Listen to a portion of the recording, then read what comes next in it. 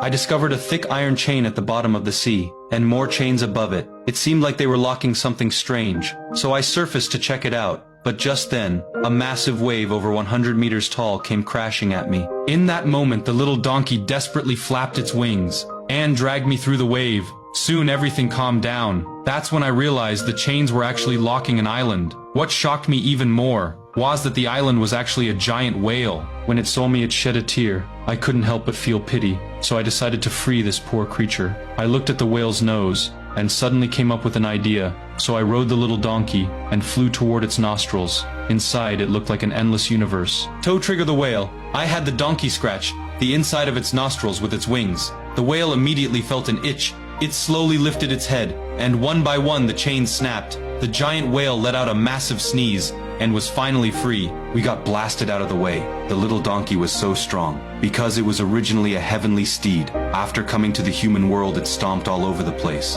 causing massive damage to the farmers' fields, and I was assigned to be the field keeper. Oni night, the steed fell into the river. I immediately knew this was my chance, so I pulled it up with all my strength. But when I saw it cry, my heart softened. I told it not to destroy the fields anymore. Then I let it go. The steed was deeply moved, and to thank me. The next morning, it brought me 2 fine horses, and turned into the little donkey to protect me. But just then, the farmer angrily showed up. He wanted to hold me accountable for freeing the steed. When I was at a loss, the little donkey told me to ride on its back, and took me to escape. But once we were out, I realized the 2 horses were still locked in the stable. The little donkey wasn't worried at all. It told me to cover my ears.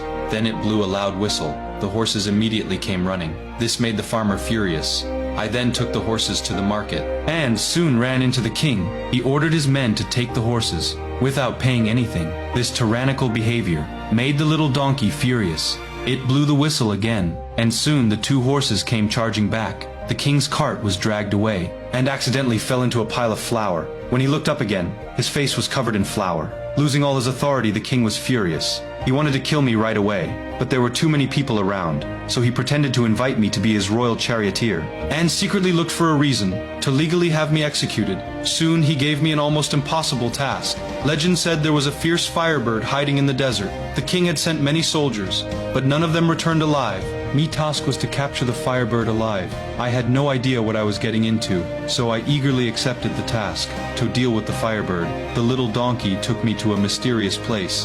There was something called a sleep nut here. Eating it would make any creature fall asleep. After getting the nut, we headed to the place where the firebird often appeared. Then we scattered the nuts on the ground. Sure enough, not long after, a fire appeared in the sand.